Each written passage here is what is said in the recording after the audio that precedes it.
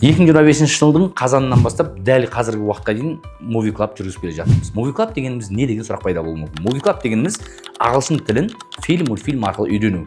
Бір қызық не айтайын, Қазақстанда ешқандай тіл үйрететін курстарда бұндай методика жоқ. Яғни шынайы директордың өзі шығып, ағылшын тілінде шынайы ағылшын тілін үйренуге бағытталған мультфильм көру арқылы ағылшын тілін үйрену. Ойланып қарасаңыз, ол несімен артықшылық деген бір сұрақ пайда болуы мүмкін. Көптеген мен байқаған дүние, мен өзі осы нарықта жүргеніме 10 жылдан астам уақыт болды. Мен байқаған бір дүние бар. Адамдар курстарға барады, аптасына 2 рет, тек қана грамматикалық тапсырмаларды орындайды. Ал одан сөйлеп кеткен адамды көрмейсің. Шынайы ағылшын тілін үйреніп алған адамдардан сұрасаңыз, олардың айтатыны мультфильмді көп көргеннен құлағым дамыды, яғни listening дамыды деп айтып жатады. Соның негізінде бір қызық дүние, бұның басын былай басталған. Менің қызым бар, 8 жасар, ол кезде 7-де еді. Соған ағылшын тілін үйрету үшін не істедім? Баланы қинамай үйрету керек. Өйткені бала кітапшалардан шаршайды, грамматикадан шаршайды. Мақсатымыз баланы шаршатпау болды. Сөйтіп қызым екеуміз күнде ағылшын тілінде мультфильм көріп жүрдік. Бір күні мендегі үйреніп жүрген студенттерге осы әдісті қолдансақ қалай болады дедік. Өйткені менің өзім 500-ден астам мультфильм көргем ағылшын тілін дамыту үшін. Дәлел ретінде айтайын, Game of Thrones, Игра престолов толық ағылшын тілінде көрдім. Harry Potter, яғни Гарри Поттер толық ағылшын тілінде көрдім, ойланып қарасақ. Одан кейін Во все тяжкие деген сериал бар, көптеген үлкен кісілер біледі. Breaking Bad деп аталады, ол ағылшын тілінде. Соның барлығын ағылшын тілінде көрдім. Осының арқасында ғана мен деңгейімді көтере алдым. Мен де сіздер сияқты бұрын ағылшын тіліне өте қиналатын, үйрену мүмкін емес деп ойлайтын сондай бір адам болғам. Бірақ уақыт өте келе мультфильмді үздіксіз көре берудің арқасында соны дамыттым. Бірақ менің өз алдыма көрген кезде бір проблема шығатын. Ол проблема мынандай проблема.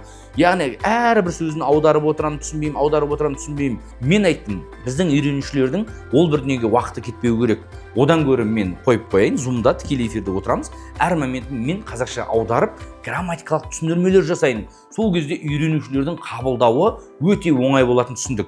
Енді бағана айтып өткенде, яғни 2025 жыл қазаннан бастадық, 2026 жылға жалғасып келе жатыр, әлі тоқтаған жоқ. Аптасына 4 рет шығып, менің студенттерімнен байқалған нәтижелерді айтайын. Көптеген бағанағы студенттер ешқандай да қиналмай ағылшын тілін түсінетін жағдайға жетті, және шетелдіктерді көрген кезде сасып қалмайтын жағдайға жетті. Көбіне баяғыда Тұрсынбектің әзілі бар ғой, білесіздер ма? Балаларымыз 3 жыл ағылшын тіліне бердік дейді да. Сөйтіп шетелге апарып ек дейді. Шетелге апарсақ, папа біз үйренген ағылшын бөлек, мына ағылшын бөлек деп айтады. Әрине, өйткені олар шынайы ағылшын тыңдамаған. Ал фильм мен мультфильмдерде шынайы ағылшын қолданады. Және осы методиканың ерекшелігі осы, сіздің үйренетін дүниеңіз, яғни real English, ешқандай бір жасанды басқа емес. Жасанды деген дүниені қайдан шығардым? Өйткені мен Halle Berry деген Қазақстанда ең қымбат мектепте ағылшын тілді адамдарға қазақ тілін үйреттім, яғни ағылшын тілін үйреттім. Сол жерде бізде хобби дегенді қалай аударып қойған?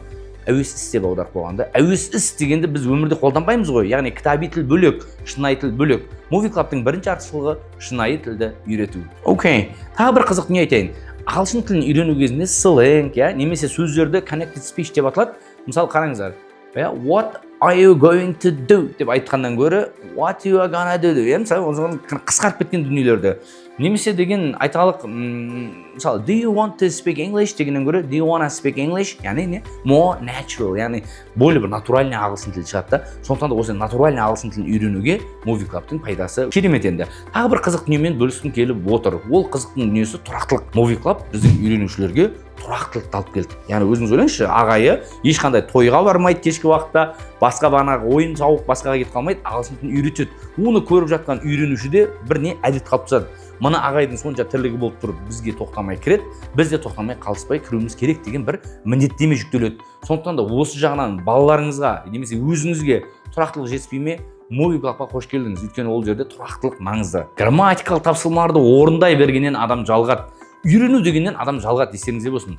Ал бұл жерде entertainment қосылған, яғни развлечение қосылған түрі болғаннан кейін бұл дүниеден жалықпайсыздар. Көптеген үйренушілердің бір бағана байқаған дүнием, мысалы балам 3-ке оқитын, 4-ке оқитын, ағылшын қызығушылығы жоқ еді, бірақ сіздің осы Movie Club'ыңыздың арқасында балам қалмай қатысатын болды деген көптеген отзывтарды алып жатырмын. Және бір қызық дүние айтайын. Көбіне балалардың мектеп оқушыларының айтатын дүниесі, менің баламнан көшіретін болыпты, немесе менің балам мақтанып келді, апайым мақтады.